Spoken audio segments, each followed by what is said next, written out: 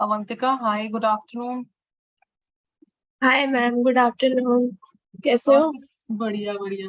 देखो वो feedback form share कर दो यार, फीडबैक फॉर्म, हाँ मैं लिंक शेयर करती हूँ आपके साथ।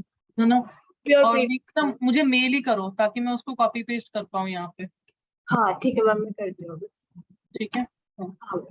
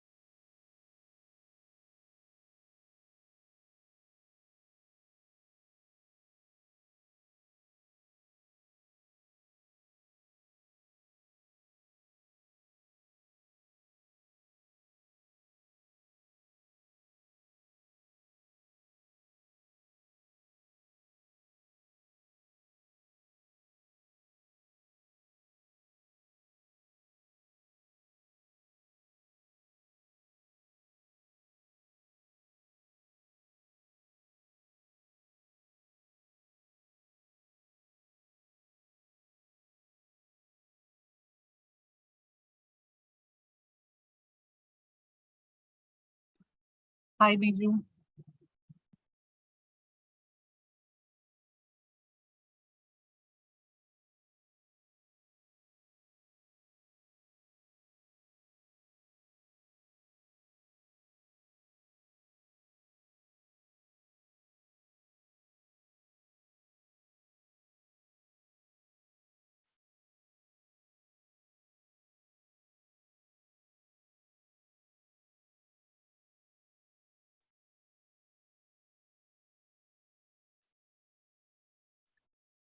Okay, okay, ma'am.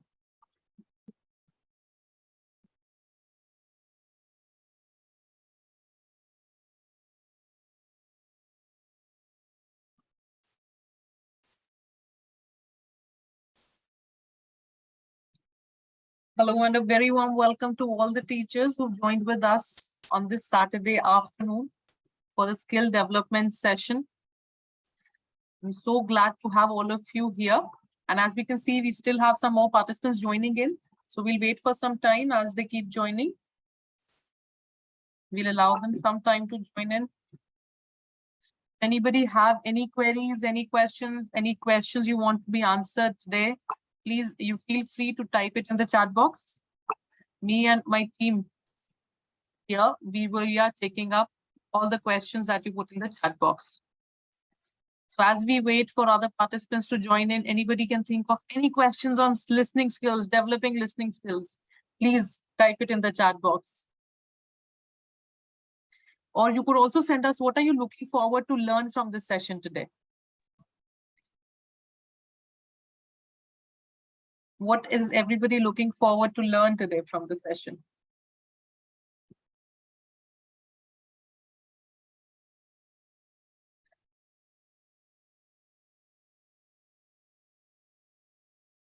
Nothing. I don't have any chat messages. You could unmute and tell me also.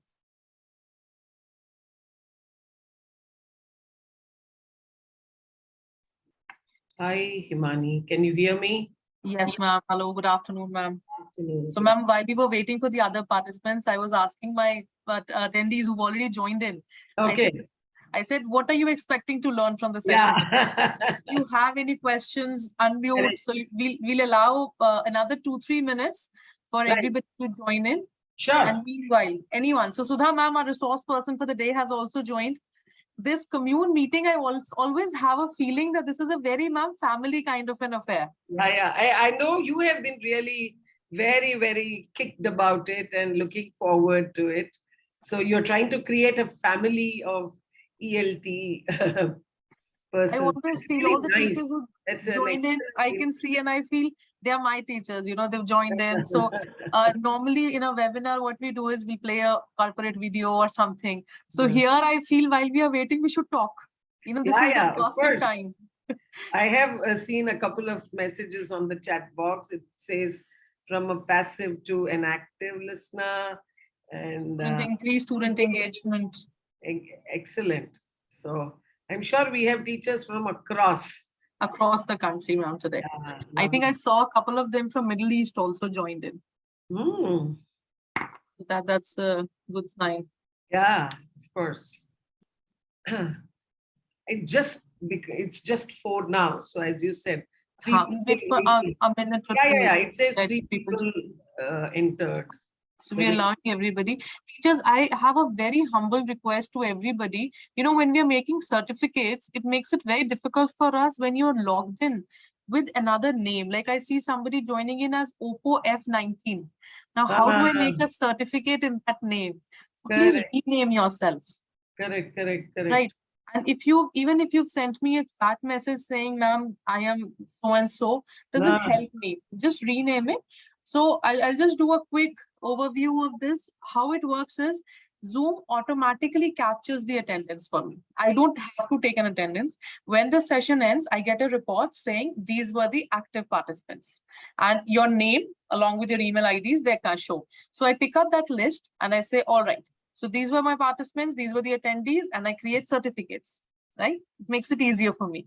Now, when you're named Oppo F19, whose name do I use in the certificate?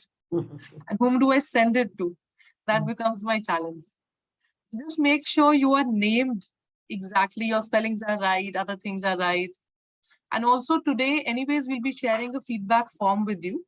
And the moment you fill in the feedback form, you will automatically receive your certificates. So make sure you fill in the feedback and your name on the feedback form, the school's name on the feedback is correct. So that your name on the certificate, since it's automated, thanks to technology, so you will get a feedback form. The certificate, I'm sorry. So Sudha ma'am, I think we can begin. We've given them 3 minutes. Absolutely. So I'll just lay a few ground rules. I'll set the context and then I'll hand it over to you. So I have with me from my team here, people who've joined in and people whom all of you can reach out to. I have Biju Nair. I have Preeti Soni. They're all my team members, and Madhuban Books, who's the co-host, is Avantika. So there are 3 team members from my team who are here, and along with me, we'll be more than happy to assist you in all the forthcoming, any queries that you have. the course of the event will be, so Commune is a community for the teachers, for the English language teachers. And here we've divided into 2 segments. So one, we have a grammar session. I'm sure some of you join that on second Saturdays every month. And we have a skill development session with our expert, Ms. Sudha Ravi. And today is the first skill development session wherein we are covering listening skills. We'll be talking of listening, speaking, reading, and writing in our eventual course of action, in our eventual, sessions. So in that order, listening is the first session which we are going to talk today.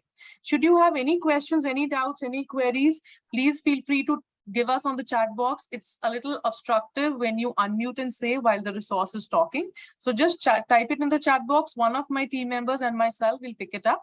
And if you have any questions after the session, please make sure you send them to us on the group. We have the Commune group. If you're not a part of it, I'll be sharing a link at the end. You can use that. And I'll share my number, my team member's number. You can send your number and your details on that contact, WhatsApp it. We'll add you to the group. And there's a registration form for that. And this is the Commune family, Madhuban's family for all the English language teachers. We are committed to make sure that your English language teaching becomes so smooth and effortless and enjoyable that teaching becomes a passion more than a job for all of you. So on this note, I think, ma'am, over to you. And once again, I have all my team members. One last note. My idea was not to give certificates to everybody, only to the active participants. So make sure you are active on the chat box, unmuting, or on your camera. Even if you're active listener on your camera and we can see you on the camera, my team members and myself, we are noting down. So from previous session, I had 21 active participants. So on resource request, we'll send participation certificates maybe to everybody, but we'll send a special certificate and maybe even a small gift for the teachers who are actively in the participating. So that's our way of saying thank you so much for being with us, listening to us, and making sure that I want to know how to identify pseudo list. Okay, this is a question. So this is our way of saying that be with us, learn with us. This is a journey, a learning journey, not just a plug-in solution. Thank you so much. And on this road, I present to you Ms. Sudha Ravi. Sudha ma'am, over to you. Thank you. Thank you, Himani. So you'll have to also make me the co-host. I've made, ma'am. Okay, all right, all right. I can see so many people wanting to, they're all waiting. Okay, good evening to all of you. I'm sure probably many of you were in school and you're back just now. Thank you for joining. I see there's a huge number. I think 10 minutes back we were about 19 and now we are double of 19. Maybe in the range of about 40 Ma'am, we are 111 at this point. Wow. Okay. Thank you. Thank you so much. That itself shows how enthusiastic and how, keen learners you are. That's half the battle won, when you are there for the session, and that shows your drive, motivation to learn.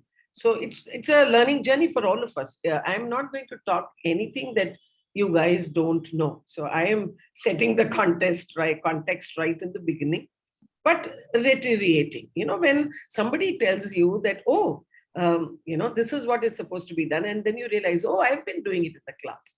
So then you feel very good. Okay, an expert or somebody who's a resource person is talking about this and I'm doing it already in my class. So it gives a feeling of satisfaction, comfort, and the fact that you're on the right track. At least this is how I used to feel as a teacher way back, and when I used to attend sessions, and I got a lot of kick out of it when everybody said that,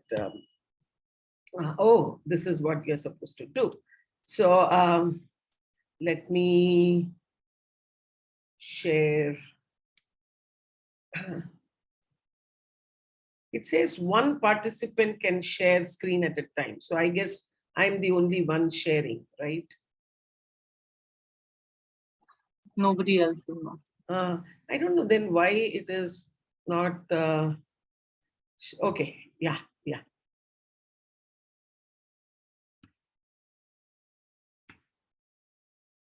Preeti, can you help me noting down all the active participants? I'm also noting down, so we'll have a cross check. Can you see the screen? Yes, ma'am. Yes, ma'am. Preeti, you there? Yes, Himani, I'll do that. Yeah. Okay. you. Thank you. Thank you so much. Yeah.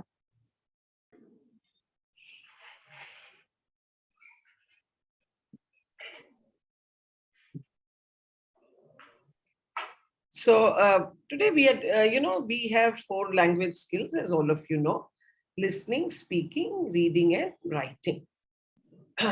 So they come in this order: L, S, R, W.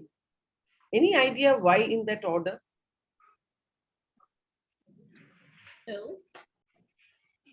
Yes. Can you Somebody start wants to say? typing? Can you start typing your answers in the chat box as suggested by Himani? Because we first listen and learn. Radhika Learn. Nayak, ma'am. Okay, that says Radhika says that. Okay, it's the order in which it happens. Yes, absolutely. That's the order in which it happens. Ma'am, after listening and learning, the students will able to write. Yeah. Very true. Very true. Thank you. So, Thank you, ma'am. so it's like this. Even a newborn is listening. Baby is listening in the mother's womb, as they say. So, listening is the first skill that comes into our life, and we listen. So, somewhere we are imbibing language, we are collecting vocabulary. It stays in us, in the subconscious mind. And suddenly, that is why one day you find that a child starts speaking when he or she is 1 year plus. They just start uttering words in the language which is being used at home, right? So that is the power of listening. So listening happens first in the life of human, probably any living being for that matter, right? So today we are going to talk about the need to expose students to focused listening activities. Now we can't say that, look, I'm teaching in the class, I'm talking, I'm speaking, so they are supposed to listen. Yes, of course, I agree with that. I totally accept that they are supposed to listen. But if you want them to get benefit out of listening, then we have to take them to focused listening activities. We have to practice it regularly so that they develop that concentration habit and then start listening. Many a time, you find the issue is not about not knowing, it's about not listening. You as teachers must be saying, please listen. Why are you not listening? This child doesn't listen at all. At workspace, in meetings, this is are you listening? Why did you make this mistake? I told this in the meeting last time.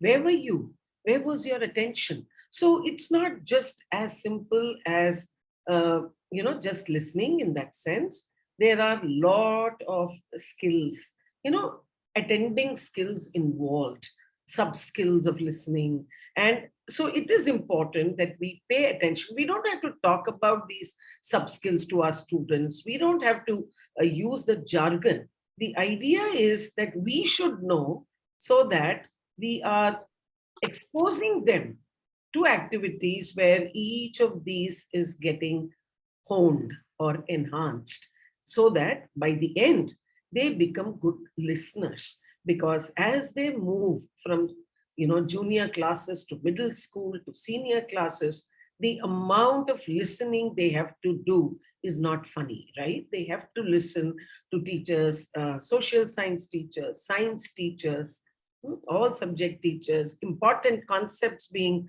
spoken in the class. Okay, so how do you take them there? And that is when in the staff room, you might be having teachers telling you that, oh, in my class, he's so bad. How is he in your class? His attention span is poor. He doesn't listen. So this is the dilemma that most of us, in the past also, now also, many teachers face. With the technology coming into our lives, it's increased, right? There has been. Yes, ma'am. And after COVID, it's a major problem. Yeah, exactly. It's a major problem. Yeah, ma'am. I will show you a couple of listening texts, few of them, and then how to create age appropriate tasks, and then approaches to listening and importance of listening.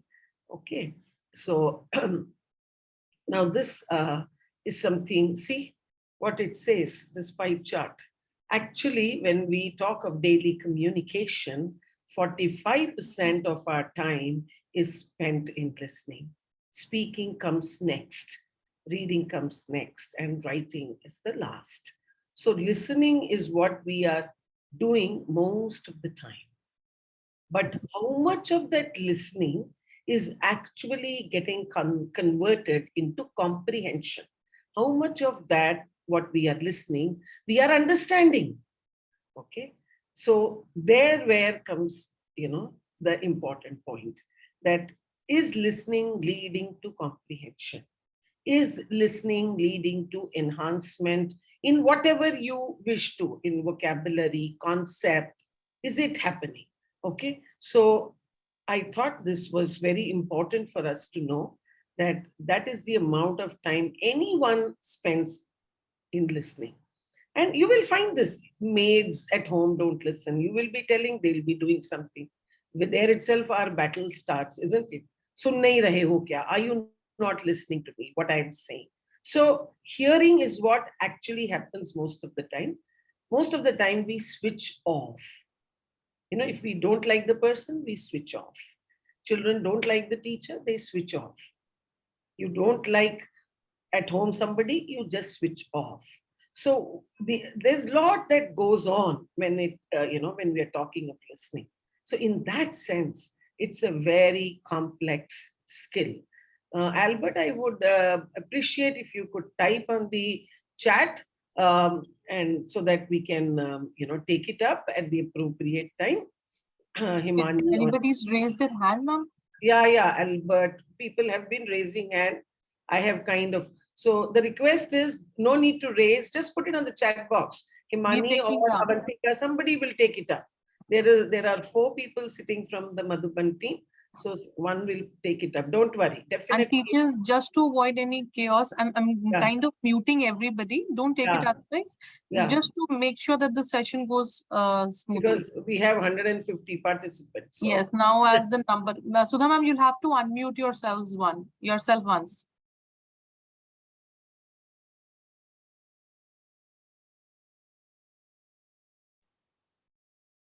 No, ma'am, you're not. You can unmute, ma'am.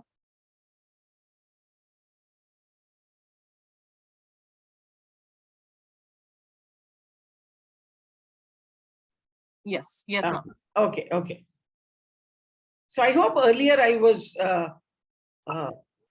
audible, Himani? Yes, ma'am. Yes. Okay. So when we say, now that I have given you this input, what do you understand by listening? Can you type your answers, short answers, in the chat box?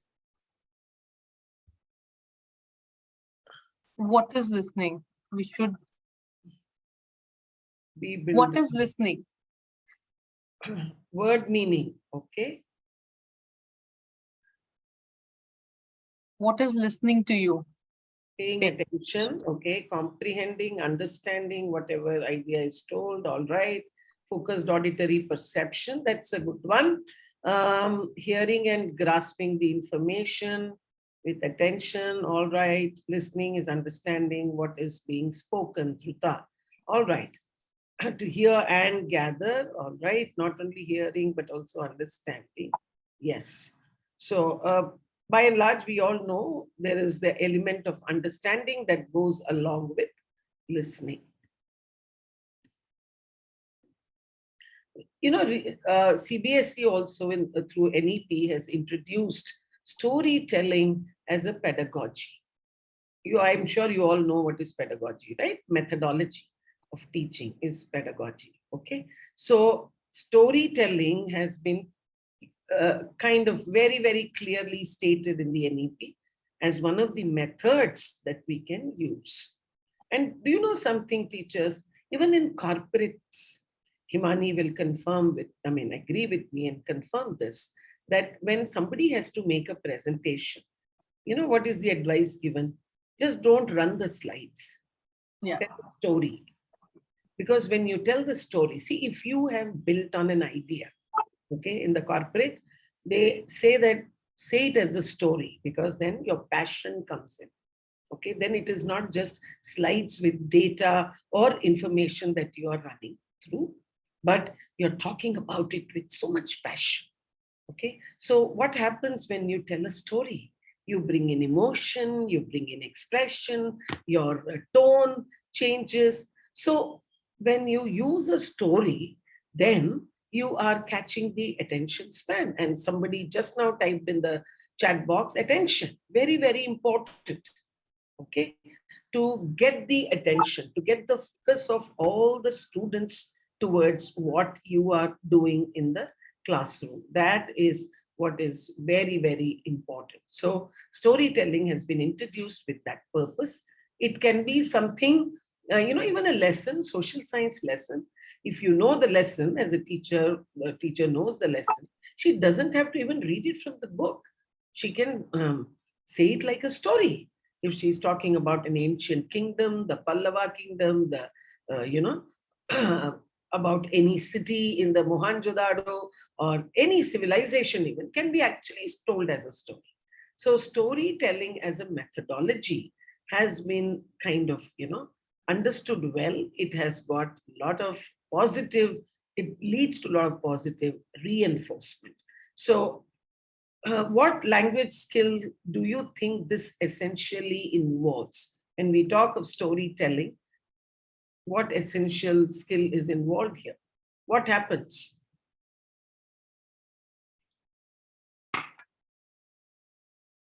When somebody is telling a story, what is actually happening? Yeah, listening. Correct. You need to create an interest so they listen. Yes. Creative imagination, concentration. Yes.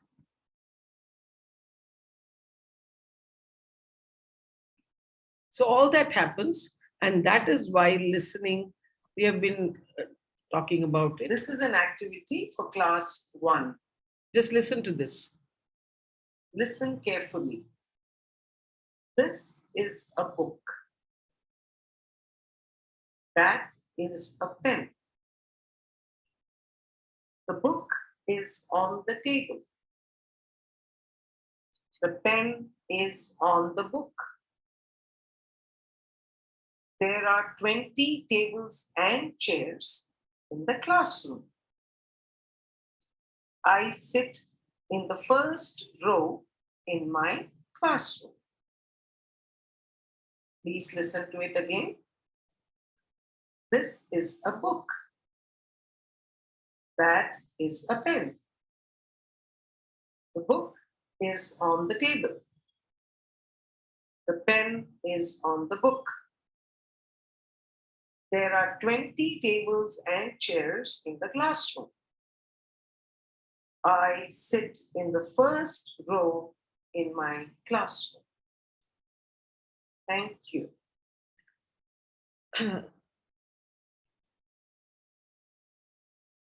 So, when we do something like this, imagine a class of 40 students of class 1, okay? And you play a certain recording. I played this, I created this on my own, okay? You can take your text. You can even take what, if you're using Madhuban books, every lesson has a listening component, okay? Every unit has a listening component. You can play that. Even that much, you don't even have to do an effort of creating a listening text, because in the books, the listening task given is age and class appropriate. Okay, so you can use that. What happens when you do something like this in a class of 40, that I'm going to play something, please pay attention and listen. Till you switch on, students may be running here and there, but the moment they start listening to something, they become quiet. You play it once, you play it a second time. When we do listening activity, it is important that we play it twice. Is Madam Chand having some issue? I mean, she's constantly, hope all is well with her. She's constantly raising her head. So, Ma'am, somebody will look into it. Don't worry, ma'am. yeah. So, what I was saying, that it is important that any focused listening activity, we do it twice. Okay, we do it twice because it is important that in the first time they will be paying some attention, may not be completely. Then you play it a second time, and then you make them do an activity. Now see here,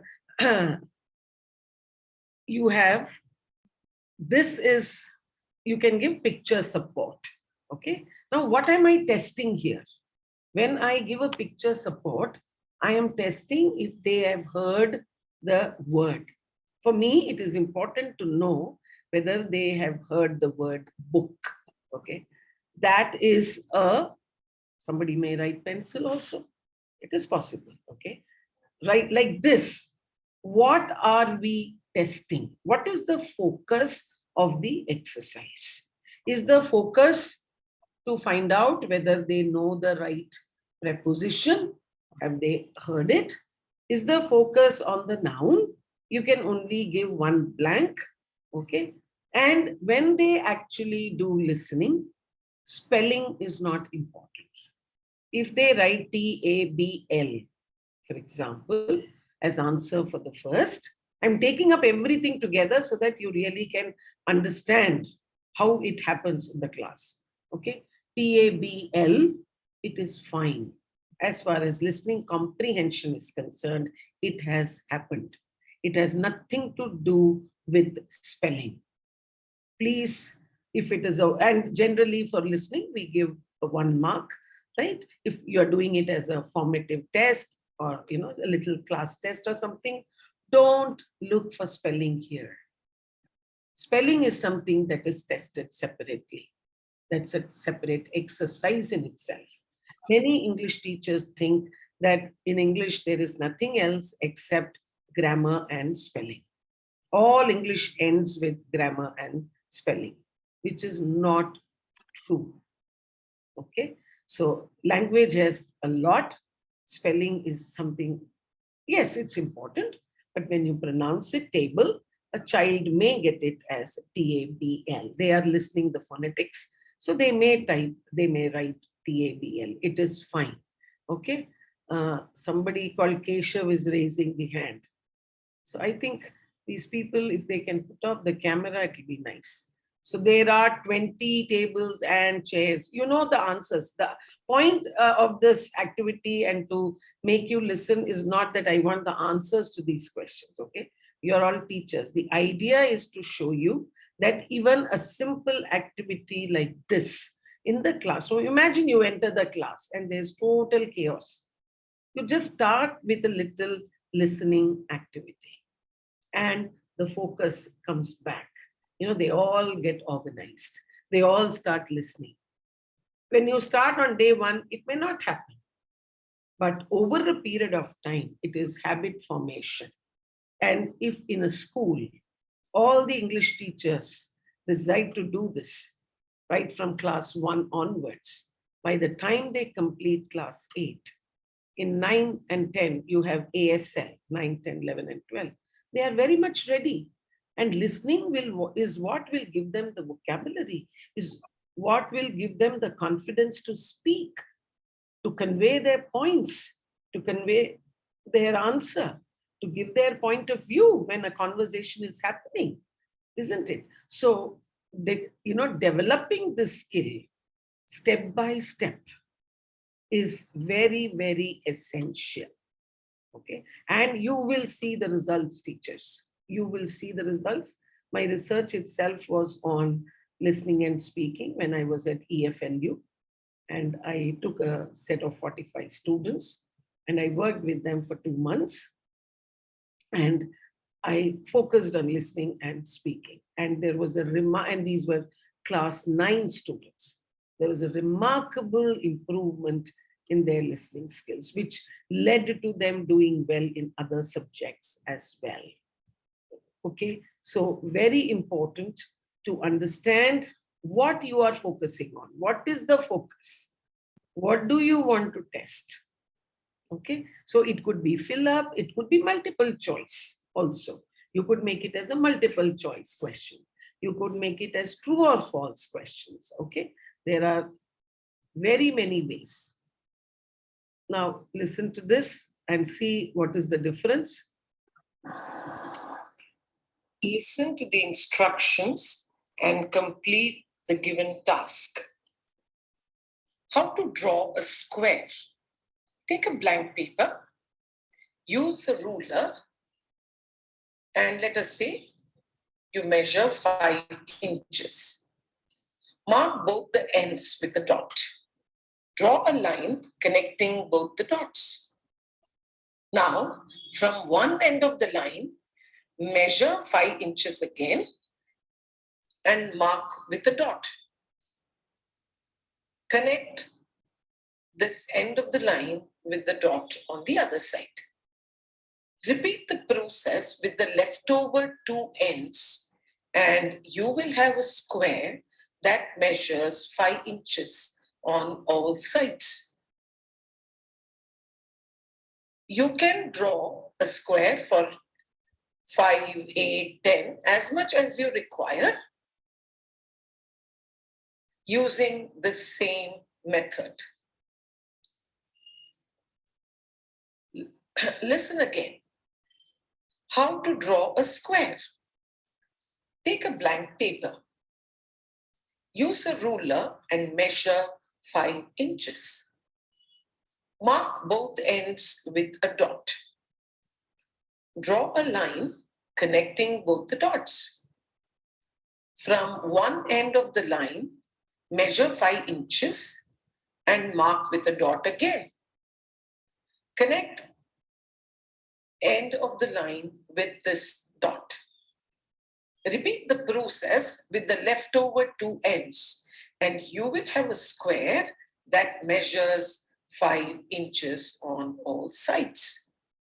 You can use the same method to draw a square of any size, 8 inches, 10 inches, etc. Thank you. Now you will get few minutes to complete this exercise. Listen to the... So here also I have used fill-ups, giving instructions, so very important. Now why I used this kind of task? The reason is, in the classroom, when you give an instruction, students never listen. I have experienced this as an examiner for the board exam while invigilating also. You know, they are all 15-year-old and we would put a set of instructions, we would read it out from the board document and then one of the teachers in the, invigilators would even write it on the board. But still they would make a mistake while writing there, where they have to write the name, they would write the roll number and they would, school name, something else would be written. Then they will strike it off, right on first page. There will be so much of striking, then they get tens. All this happens because when the teacher is giving instructions in the classroom, it is not being listened to. Some people are raising their hands. Yes, I know. Druta, yes, Heidi, what is it? Teachers, please, ma'am, they cannot unmute themselves. Teachers, Yeah. please, we are active on the chat Please box. type. We've noted down all the queries. Whatever query we are getting, Heidi ma'am, we've noted down your name also. Don't worry, just use the chat box. We have more than 200. We have 225 participants as of now. If I allow everybody to unmute or ask a question, it'll be very disruptive. So I'll request, since the resource also gets a little distracted with hand raise, please avoid that and put it in the chat box. It'll be easier. Yeah. Don't worry, we take in every question. Okay. Yeah. So instructions are generally not listened to. So If suddenly one day, on the day of the exam, you give them an instruction, on the day of the test only you give them an instruction, then they get hassled, because as such, whatever we might say, marks are not important, we are checking your learning, whatever you might say. But that mindset is that, there is a test. So how do you avoid those situations? Give them practice before. These kind of things should happen on a regular basis in the classroom. This instruction can be given by an English teacher, maths teacher, anybody. It need not be a maths teacher alone. See, as language teachers, the onus is on us to ensure that all the 4 skills of the language are developed, isn't it? That is the onus that we have. So we can give any type of instruction, anything for listening. It could be a story leading to an activity. It could be a set of instructions. Now, this can be given to class 3 or 4, a little more in detail. There is a lot that is being said. So it could be the next level. So pick up an activity according to the level that you are handling. Okay. And as I said, use even your textbook. Just take a story or something from the MCB and record it. These days, it's so easy to record. You can record it on your mobile. Go to the classroom and play it. You don't need anybody's help. If you have a whiteboard, if you have all those facilities, then play the e-content. All the books have been given to you in e-format as well, isn't it? So play the content from there. See, the issue here is not that content is not available. What is it then that we need to do when we have to do all this? We have to do only one thing: planning. So in a week, how many English periods do I have? Can I take 5 minutes every day to do some listening? Initially, to grab their attention, if you have never done this kind of focused listening activity, to grab their attention, whichever class it may be, you should do right in the beginning, so that over a period of week or 10 days, they get used to it. See, humans are creatures of habit. All living beings. Habits form over a period of time. Okay, once a habit is formed, then they will fall into that slot and start doing that way. Okay, so your classroom has to be a step-by-step delivery of whatever you have planned for the day. So your lesson plan should take care that right in the beginning, for 10 minutes, this is what I'm going to do. 5 minutes I'm going to devote for listening. And then they can be given a worksheet, or you can show the blanks on the board, okay, and ask them to write the answers in their notebooks and wait for you to call out. Give them time, say listen, then give them 2 minutes, 3 minutes, use a stopwatch. See, everything is habit formation, teachers. Nothing comes to children just like that. Pad lenge, kar lenge, they will do it, they know it, they should have done it in the previous class. What was the teacher in the previous class doing? Why she did not do it? Let us not spend our time in all this. Let us do what we need to do. Okay, they have not done, they have not done. So are we going to not do it again and,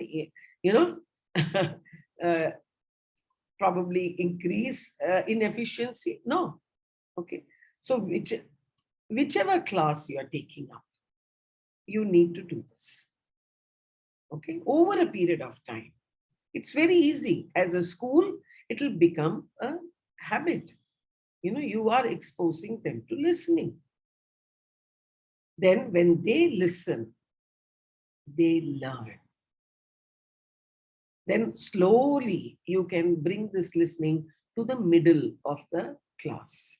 You can start a class with listening. If you haven't done, do it for 10-15 days. Then bring it in the middle of the lesson. You can say, now this part of the story, I'm going to be reading aloud. Pay attention. I want you to look for words that end with T-I-O-N. For example, I'm just giving examples, okay? Suppose a paragraph has 3 or 4 words: completion, corporation, cooperation. Just I'm saying it out of, just out of my memory. I'm just rattling 3, 4 words. So if there is any pattern in a particular paragraph or 1 or 2 paragraphs, then give them that clue. Tell them, I want you to pay attention and listen to what I'm saying, what I'm reading out, and look out specifically for words that end with a T-I-O-N. So which means you have set a task. So they will have to listen, isn't it? Carefully. Now, Himani set all of you a task. She said, I want you to be active on the chat box. I want you to ask questions. Why did she do this? Does she not know that as teachers, you all are going to be anyway listening and paying attention? It is just to bring everybody on the same page. Okay? And to ensure that if you have questions, you are putting it on the chat box. And what all she said was just a set of instructions. So if we have paid attention to that, then we follow those instructions, isn't it? So that habit has to start right in the beginning. Many adults don't follow instructions.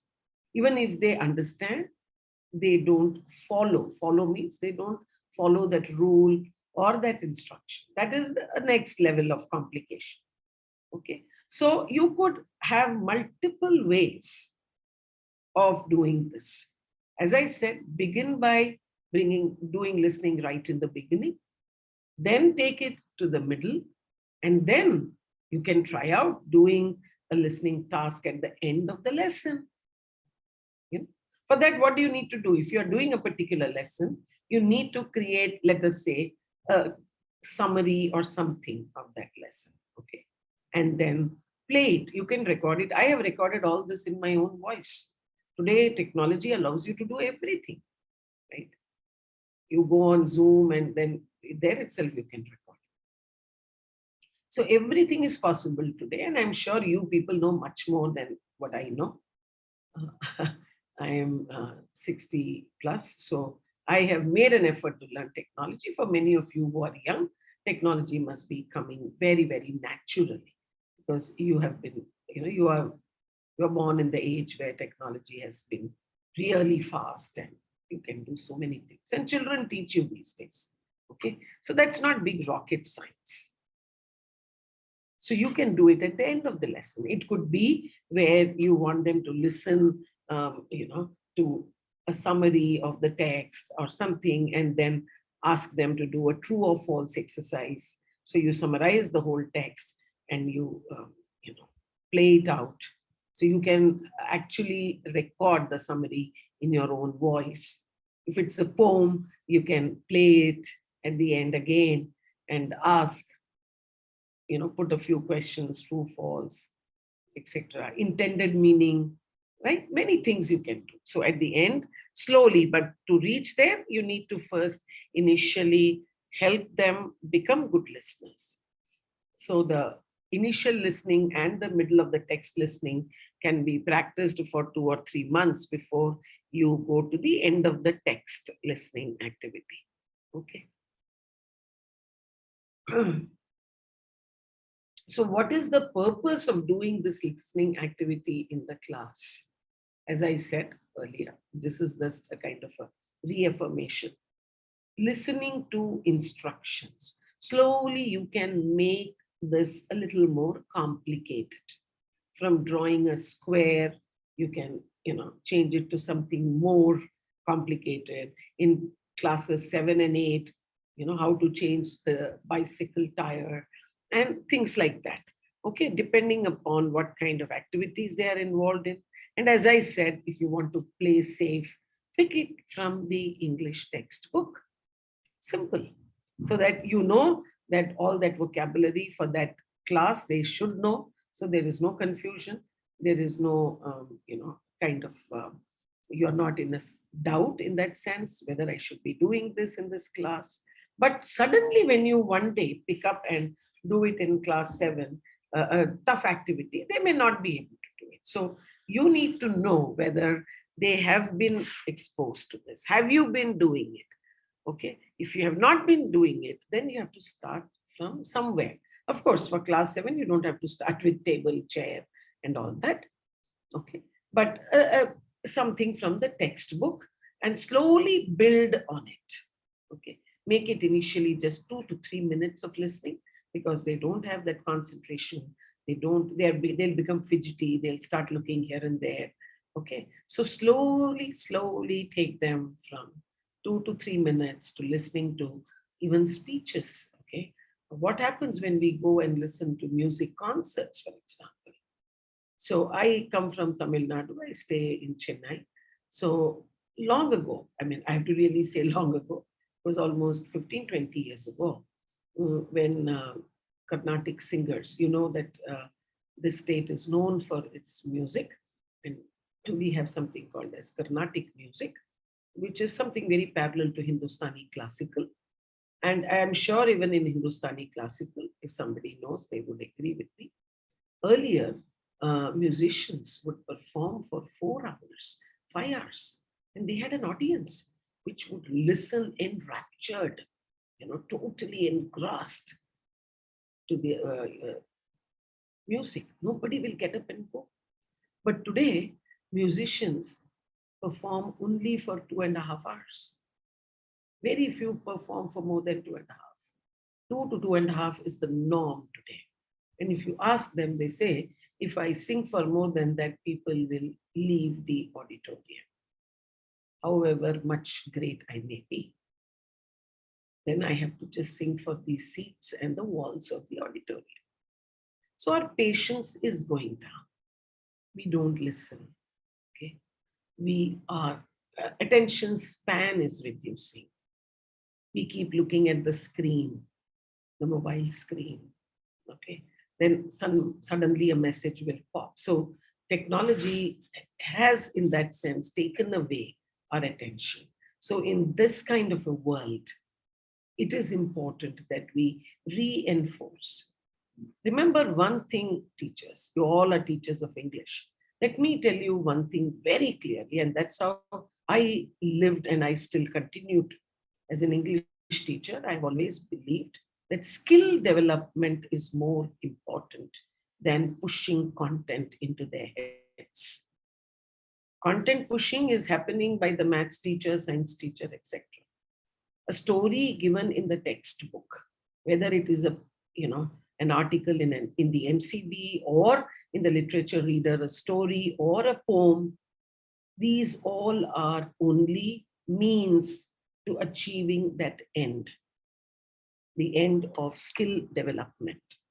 Don't get so engrossed in pushing the content, answering the questions at the back of the book or the lesson, than the content. You have to use the content to generate language in the classroom. There could be students who don't use English at home, 10%, maybe 5%, or 0%.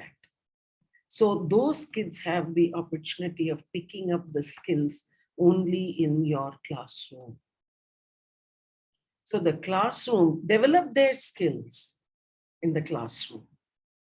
Automatically, they will become competent in the content.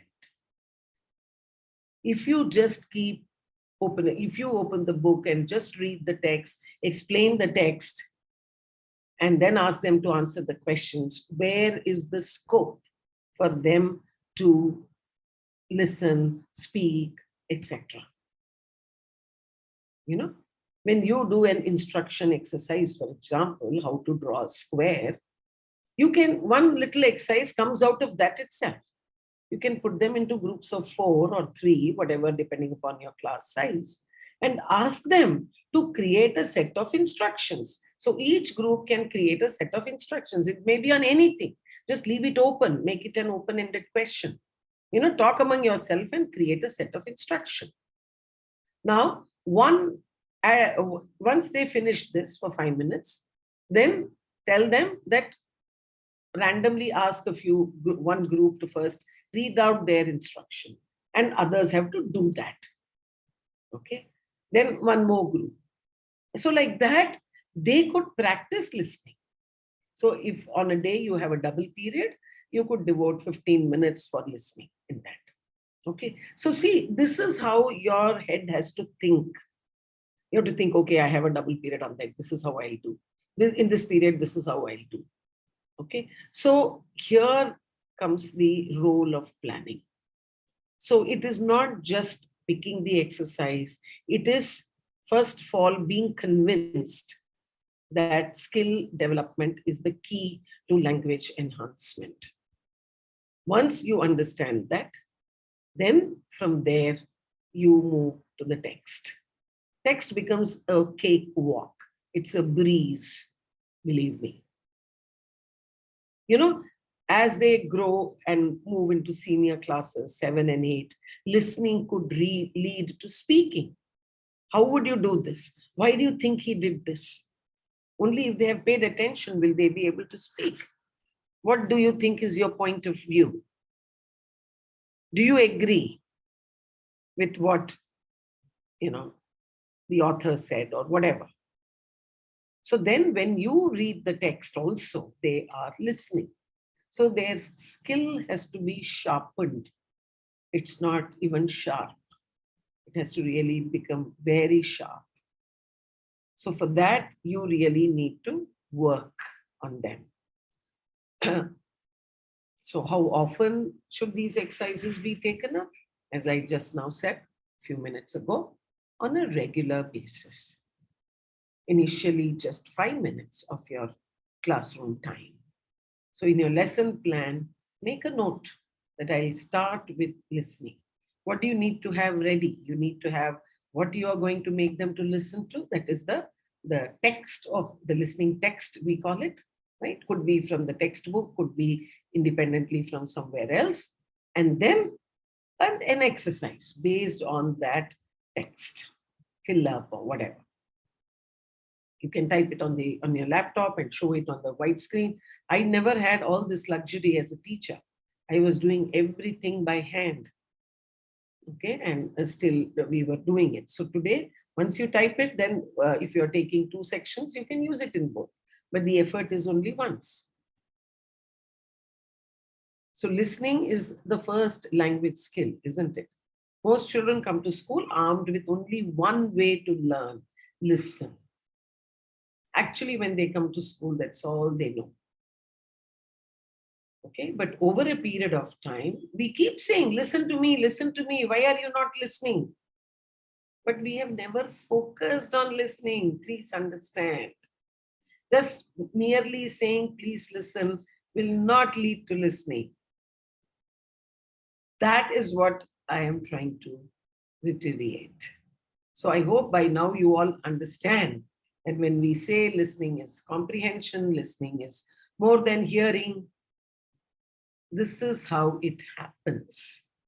Okay.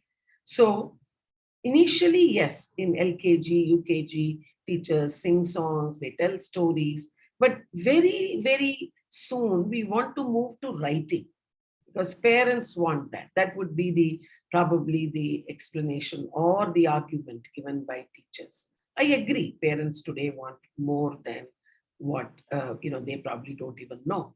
But then if as a school, if you have a clear agenda, okay, a 4-year-old can hardly write, and making a 4-year-old write, in my opinion, is a crime.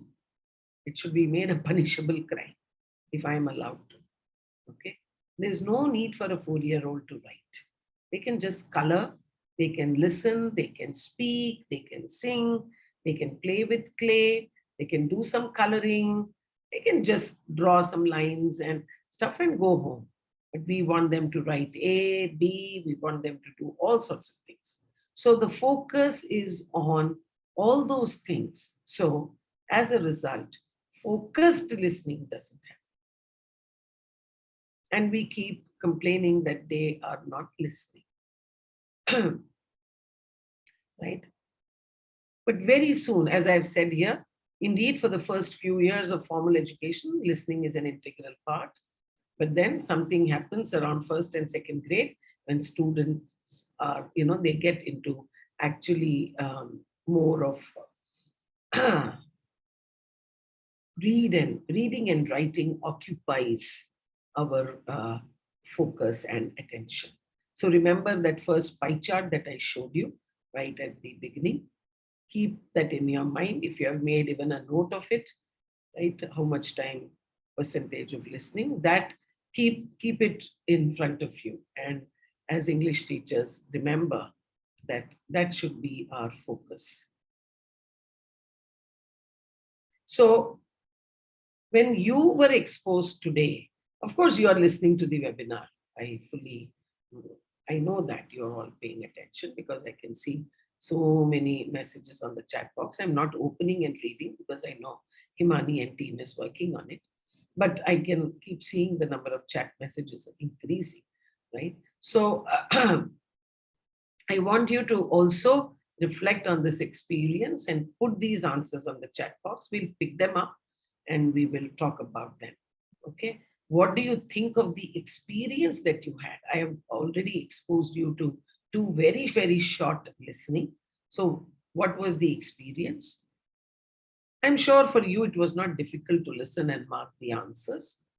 Do you think the speaker was too fast, slow? So these are the kind of inputs and, feedback rather. So when you generally English teachers, because every class, English is compulsory. So you might have 3 or 4 sections, and then generally you have a co-teacher, unless and until it's a very small school.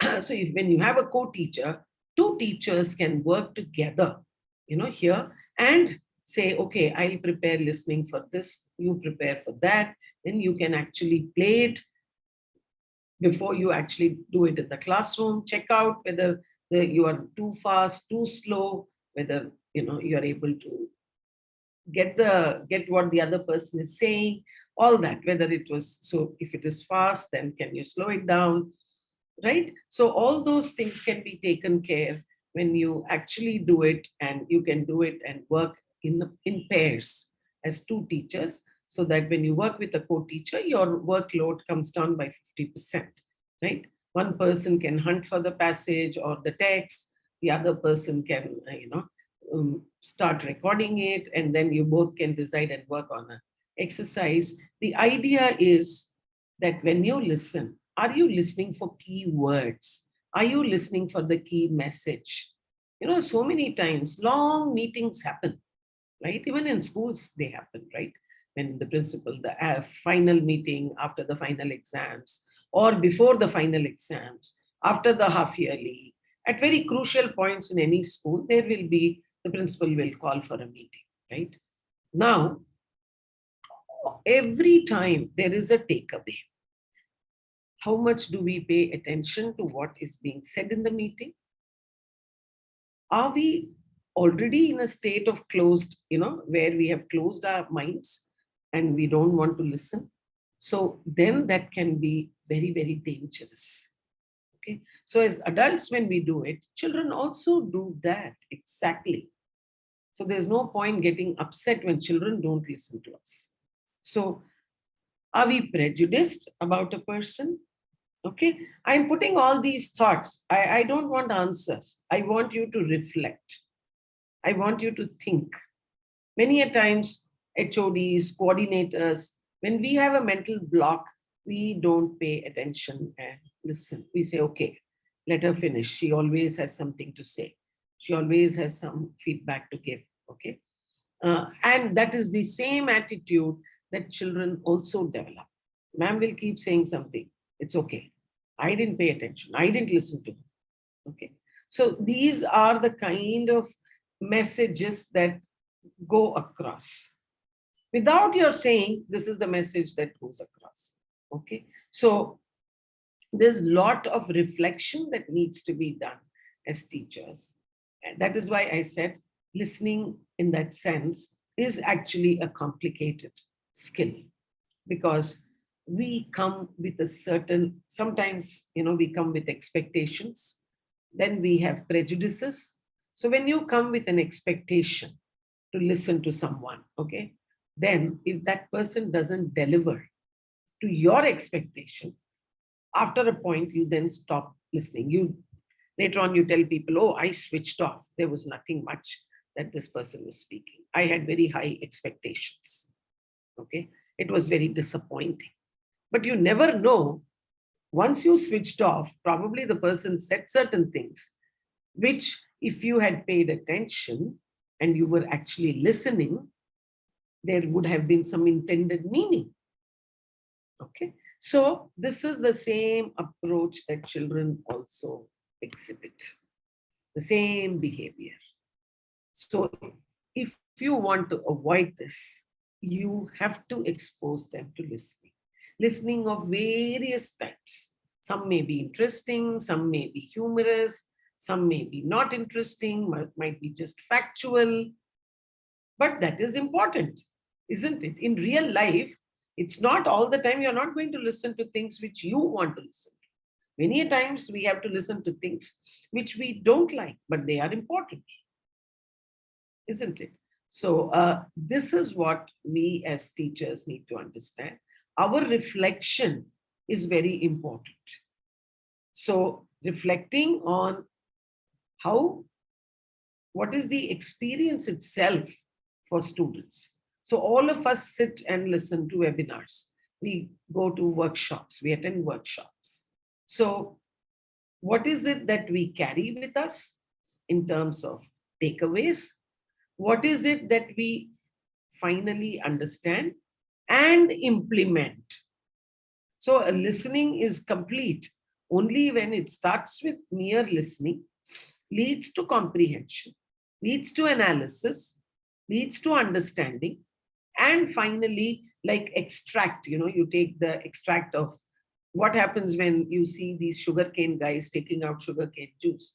They keep putting it again and again in the machine till what is left is just, there's not even a drop of juice in it, right?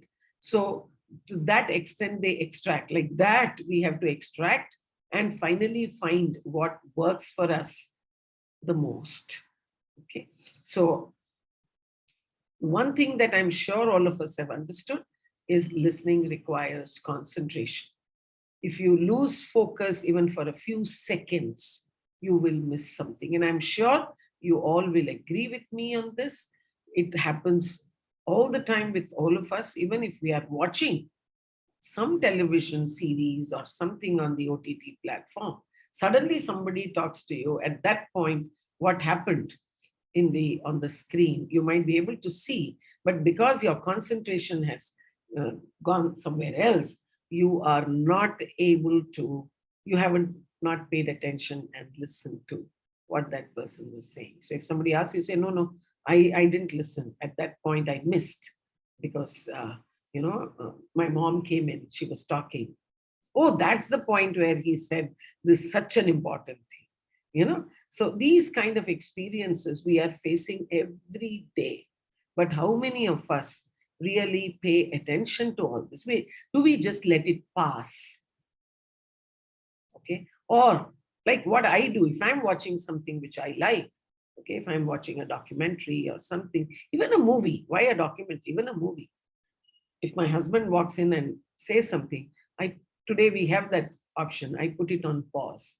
I listen to him first and then I watch this, because otherwise I wouldn't have paid attention to what he was trying to share and I would have missed out here as well. And later on he would say, oh, you were watching that movie, that's when I said this. Oh God, I didn't pay attention. And it might be about something that is going to happen the next day. He would have told me he's not going to have lunch, and very happily I would have cooked lunch the next day. Something as simple as that. When did you say it? I didn't hear it. Did you say it? You didn't say it. It leads to this kind of arguments, isn't it? So that how important listening is, again and again, short of being repetitive. So, ma'am, I think that is where I also have been reading at a few places And they've said that, multitasking. Somehow we feel productivity today comes only if we multitask, but that's not the case. Absolutely. Productivity actually comes when you don't multitask. Yes, yes. Your efficiency goes up when you don't multitask. It's a myth that It's you a are myth. able to achieve. So I have stopped multitasking. If I am standing near the stove and I'm boiling milk, I'm only boiling milk.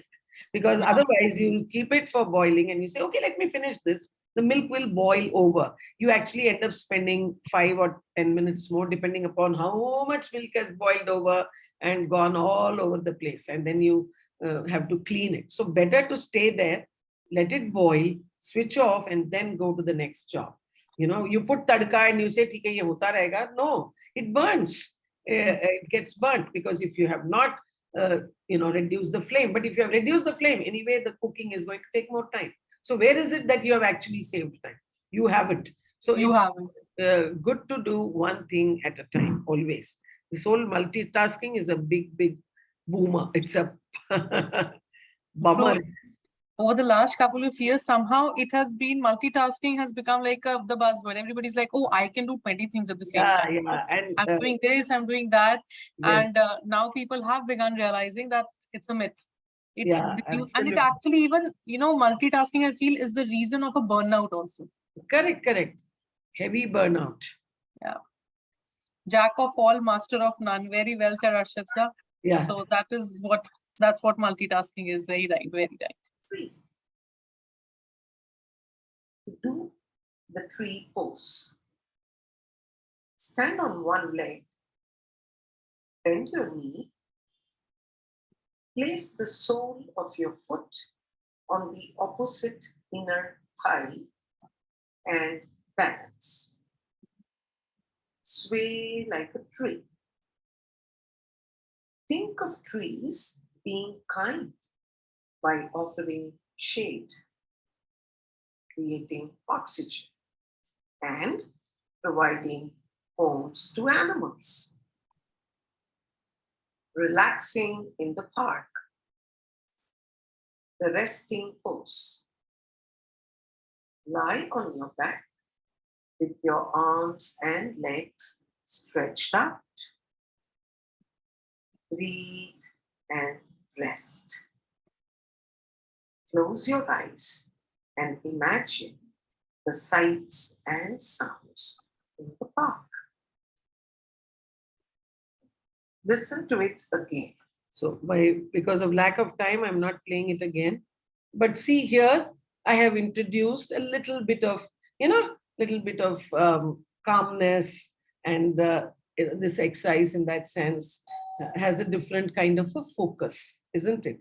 Where you are asking the person to be calm, do this, do a tree pose, think of the tree as something that gives you shade, etc. So there is a little bit of that kind of learning, value inculcation without actually talking about it, that comes in. So here it is true or false type of exercise. Okay, so it's slightly on the, as you can see right from the time that I started playing, when I said the book is on the table to instruction to now do a yoga pose. See, the difficulty level is going up.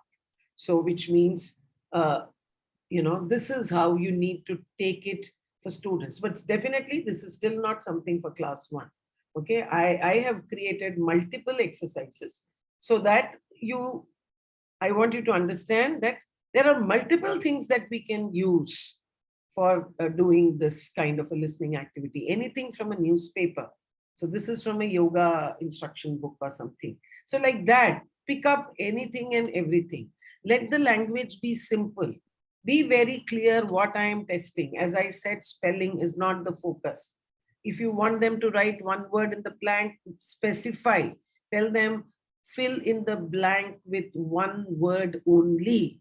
And if they write 2 words, that's where they get across, because it's only one word. Obviously, they have not heard that actual word. That's why they are writing something else. Okay, so instructions are important.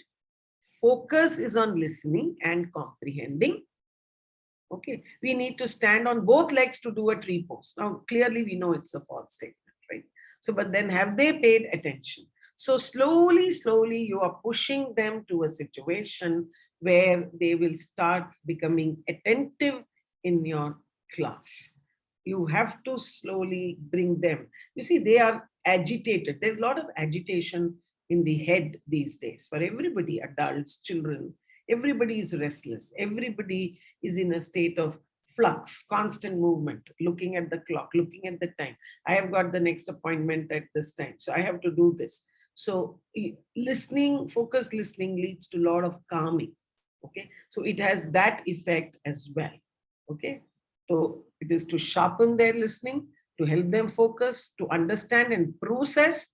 For task completion, they must internalize the information. Okay, so that was the objective of this exercise, to sharpen, very, very important. Okay, focus. So they are going to do an exercise, right? So they have to focus.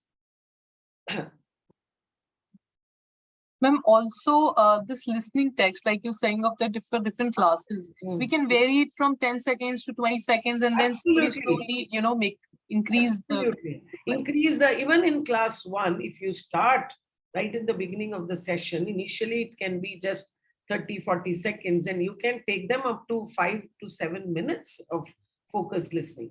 If you have done it throughout the year, children will do it without any problem. By the end of class 1, they should be able to listen to short stories and mark statements as true or false, or that much definitely they can do. True or false, a class 1 student can do. And by the end of class 1, your objective, so when you write your yearly plan, you can say that by the end of class 1, I would have achieved this in listening. That's how a language teacher's lesson plan should look. What will I achieve in listening? What will I achieve in speaking? So on and so forth. Okay. So definitely we can move them. And then when the class 2 teacher picks up, she picks up from where the class 1 teacher left. From 5 minutes, they can start and take them up to 10 to 8 to 10 minutes. So, and imagine by the time they reach class 8, they are in the frame where they can listen for 15 to 20 minutes straight away without any attention deficit. Rahul peered down the steep embankment. His ball sat at the bottom of the cliff, and he knew the only way he was going to get it back was by finding a way down. If it had been any other ball, he would have left it to be swept up by the rising water.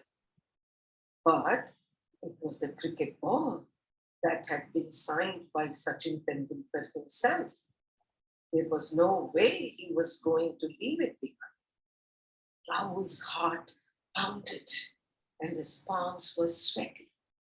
He began to edge his foot toward the side of the drop-off. But as soon as he started to go down the hill, he pulled his foot back up, terrified of going any further. With a deep breath, Rahul took a leap and tumbled down the hill. When he hit the ground, he couldn't believe he had actually made the jump. Beaming with pride, he gathered his ball and began the steep climb back up. Now listen to it again. So I'm not playing it again. Again, see, so many things come out from this story. Now here what I've done, peered down. So here I have used choose the correct option kind of a question type. Okay, multiple choice. Apart from that, when you narrate a story like this, so many things come out. His determination. So you can have a speaking exercise based on this. Okay, why do you think he wanted to do this? What does it show about Rahul? What kind of a boy was he? If you were in Rahul's place and you had dropped the ball signed by Sachin, would you have done the same thing? Or would you have left it? Why? Why not? So one little listening can lead to so many speaking, writing, and listening related. So here Rahul's desire. So I have used, because this is probably a class 8 level task. Though the listening was very short, but see the level of the questions. They are not simple. Okay, so it could be short task, but a little challenging exercise. Long task, simple exercise. So the combination is for you to decide, depending upon your class composition, what kind of students they are. Are all of them really good? Do you have students who will take time? Then you have to have a mix of both type of exercises. So pulling his feet back, Rahul felt proud. Okay, so when they do these kind of exercises, then see the vocabulary that they are, also learning the words. Okay, now Rahul's pulling his feet back shows he was afraid, he was being cautious, he was being stupid. Now, none of these words were there in the actually listening task, if you realize. So unless and until that vocabulary has been dealt with in the classroom, they won't know the answer to this question. Because if they don't know the meaning of cautious, or they will do inky, pinky, ponky, and they will say, no, he was not afraid, he was not stupid, so the answer has to be cautious. They will just take a chance and end up getting the right answer because they know afraid, they know stupid. Doesn't matter, even if they use that method. Then they may ask, okay, then you can ask, okay, how many of you got this answer correct? How many say, okay, B? Let us say the entire class says B. So do you all know what's the meaning of cautious? No. Then how did you get this answer? Ma'am, I know he was not afraid. I know he was not stupid. So I knew it was cautious. So let's find out who knows the meaning of cautious. See, like this, the classroom ends up in a place where, they are developing the skill. Automatically listening has led to speaking. Okay, so any such exercise can be used to generate more language in the classroom. That's why I said it could be connected to the text itself, so that way some text also gets done. Okay, think about this. Did you listen to each spoken word, or did you listen to the entire message? Some of you would say each word, and for some it would be the entire message. This takes us to the question, are there different ways of listening? Okay, so there are multiple ways, as all of you know. It's not just that one way that we listen. Okay, so there is something called as the bottom-up process, where comprehension begins with first understanding sounds. This, when we say bottom-up, what we mean is starting from class 1. First, they are exposed to sounds. Sounds leads to understanding of words. Understanding of words leads to comprehending clauses. Understanding of clauses leads to sentences, and then understanding any text till meaning is derived. This is called the bottom-up process. Moves from sound to larger text. So now, what are you all doing? You're all English teachers. You're not following this method. You're not listening to probably each word, but what are you doing? You are doing this. This is called, this is the same bottom up. It goes from the smallest unit, the sound, that you listen, to a large text such as a story, lecture, a talk.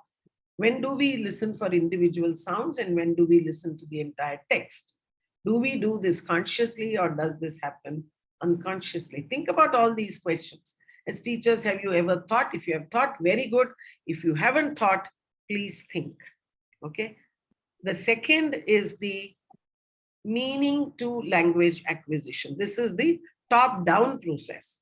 The second method, we move from meaning to language. For this, the listener needs to have background knowledge of the topic. Now, all of you fall in this category because you all know listening. You all know so much about listening. You all have come to this webinar with your own prior knowledge of listening, isn't it? If we know something about what the speaker is going to talk, then we are prepared to understand the entire speech. So there is already some mental preparation that has happened, because you know what is listening, your English teachers, you know so many things about listening. So you have come prepared for the topic, and whatever I'm saying makes a lot of sense. So this is where your students have to reach ultimately. For them to reach here, you have to start with bottom up, what I told earlier. We can then pick on specific words, phrases, or expression that the speaker used. So now, if you people, so many of you have been listening, right? So you have listened to almost an hour of what I've been talking. Now from here, what will you do? You will cull out, you will extract some specific points that I said, which will become the backbone of your own understanding. Tomorrow you go to another webinar or workshop where somebody else is talking. You are already armed with enough information. And if you go with an open mind, you will be able to pick something which I have probably not said. There is so much knowledge around, right? It's not that one person can talk about it in 1 hour, finish talking about it in 1 hour. But then this is how you build knowledge. You build knowledge means you are building content in your head. When there is content, then you speak, then you write. Tomorrow, if you want to write a short summary on this webinar, so you have so much of knowledge, you have picked up some words, some expressions that I have spoken today, and then using that, you create your own knowledge. That is what is KWL, what you already know, what you learned, and what is the new knowledge now. So how you were when you came here at 4 p.m. and how you are once we finish. What is it that has got added, or maybe nothing has got added. Some of you know all of what I have said just now. That is also possible. Okay. There's something called as developing students' working memory. Working memory is a temporary holding area for thoughts while you are using them. This was said by Oakley. Oakley does a lot on cognitive, cognition and how children learn. Oakley visualizes it as an octopus sitting in your prefrontal cortex, juggling a set of balls. The working memory can hold about 4 balls at once before they start dropping. That's why we can remember 2 or 3 items we need to pick up at the store. But if the list is much longer than that, we will need to write it down. When we go to a shop, if the list is long, it is better we write. We may, open the kitchen cupboard and say, okay, I need this, I need this. I'm not going to make a list, I know. But invariably, you will come back with 2 or 3 items not there in your basket, because your working memory does not hold that much of space. Okay, so what is it? Why did I put this slide here? The importance of this is that we need to constantly keep this working memory going and growing. You can increase this temporary holding area by creating neuron connections, okay, in the brain. So the more language, as language teachers, our focus is language, right? So as language teachers, if we expose them to more, they are listening to more language, focused listening, okay, again and again, teachers, focused listening, okay, is happening, then their working memory will increase. They will be able to hold more content in their heads. And obviously that's what you want as teachers, isn't it? This is also the reason for many students struggling at following multi-step directions. It's not a lack of focus. Their working memory simply does not have the capacity to keep in mind something like a 5-step process unless they have practiced those steps so many times that it has become a routine that doesn't require active thought. So we don't require active thought to brush our teeth, to take a bath, to wear clothes, isn't it, to make a cup of coffee or tea, which we do because we have been doing it for years. But something that we are doing for the first or second time, we need to commit it to practice. Okay, That is why it becomes difficult. We just rattle out, do this, do this. No, it doesn't work that way with kids. It's very difficult. They find it hard. Please understand. So that is why skilled teachers spend so much time at the beginning of the year establishing classroom procedures and thinking routines. A good teacher, if she wants good classroom management, will expose her students or his students to class routines, give instructions, repeat instructions, so that it becomes a part of their working memory, and they just do it. They know, okay, this is how this teacher will do it. Okay. These practice routines can free up working memory space for students to learn novel materials. So to learn more, you need to make things more into a state where it becomes a routine for you. It doesn't have to be, told every time, but for it to become a routine, you have to first practice it. Okay. Yes. Any questions? Thank you so much, ma'am. There have been a lot of questions which I have collected up through the session. We take up a couple of them. Yeah. And So then I'll take up a few sessions. And then maybe Few you can questions. mail it to me or something, and then we can. Sure, ma'am. Yeah. So ma'am, Adhika Vaseem ma'am said how to increase the engagement of student in the classroom. This was the first one, and how to convert passive listener to an active listener. I think these two questions, I believe, ma'am, have already been answered. Yeah, exactly. And then can dictation of words, phrases, sentences help to enhance listening skills? Yes. Dictation definitely can, as long as the focus is on whether they get the word. As I said earlier, I'm repeating, focus is not on spelling.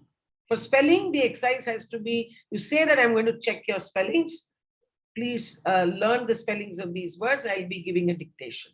When the dictation is for them to get the sound, the right pronunciation, the intonation, then have they noted it correctly? The focus has to be on that.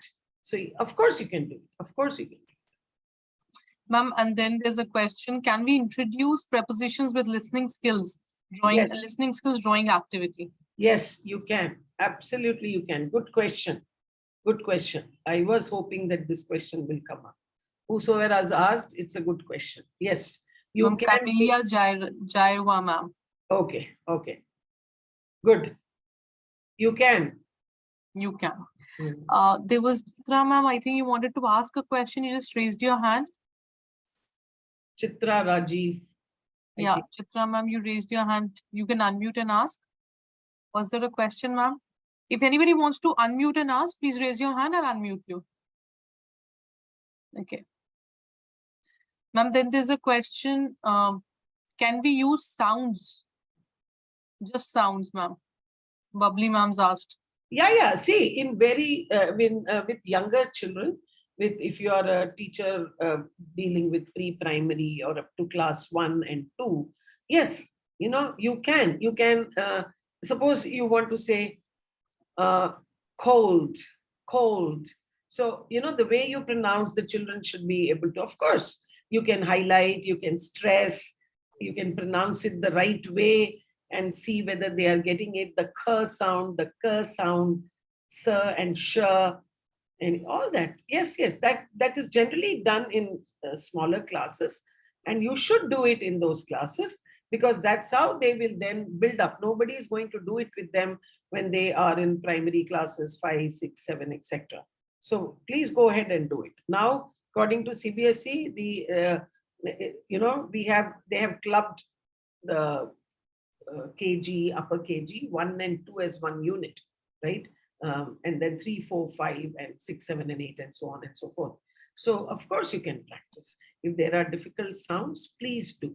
Play the audio, or play the, you have the dictionaries which bring out that sounds. So go ahead and do it. Yes. Perfect. Ma'am, there's a question from Dhruta ma'am. Dhruta ma'am is asking, in a class, some children have smaller attention span, especially in lower classes. Hmm. Will props help improving listening to the story, or will it divert them more? So, see, both will happen. If you use props, the smarter children will say, see, ma'am is showing this is what it means. Okay. So, again, what is your objective of doing a particular activity? Yes, their attention span is low. I fully agree with you. A 5-year-old's attention span is 10 minutes. That's it. 2 into the age, according to research, 2 into age is what is the attention span. So don't ask me, I'm 30 years old, should my attention span be 60 minutes? Yeah, It is that was exactly the question in my head.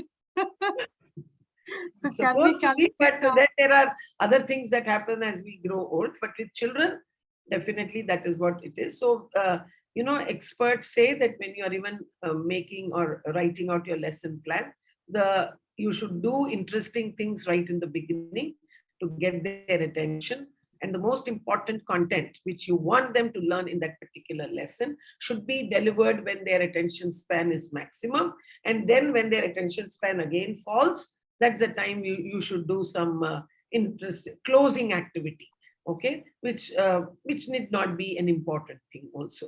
So see that how important it is to think about your lesson plan also. It's a very, very scientific activity. It is not a mindless activity where you just write something and submit and get the signature of your coordinator or principal or whatsoever. All right. So I Okay. think Yeah. there's another question. Please. So there's some suggestion, something that Shashi ma'am shared. She's saying, I asked students to listen attentively when news, thought, and topic are spoken on PA system. Then I asked questions afterwards related to that. That's interesting. That's actually an Good interesting idea. activity. Very Yeah. true. Nice, Shashi. Good activity. Continue doing it.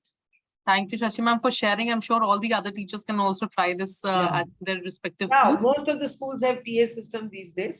So this is something, they can So definitely that's help. very interesting. Yeah. All right. So I see no more hands raised. I see no more questions in the chat box. You can get but okay, Bubbly ma'am, we can discuss this a little later.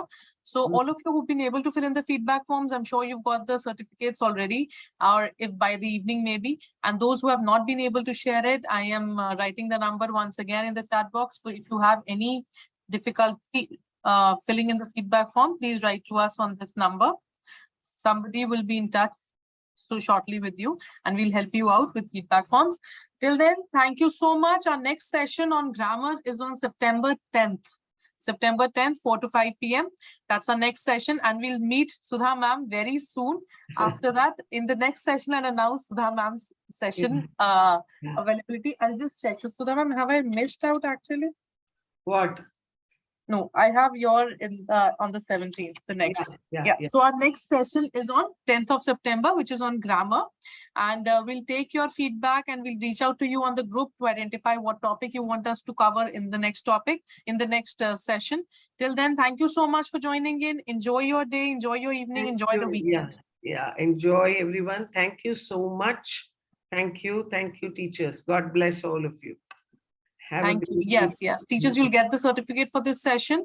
And if just fill in the feedback form, your certificates will already be automatically be sent to your email IDs.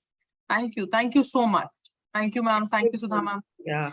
Thank you, the entire team here, Biju, Avantika, everybody. and Preeti, who've been with us through the session. Thank you so much, everyone.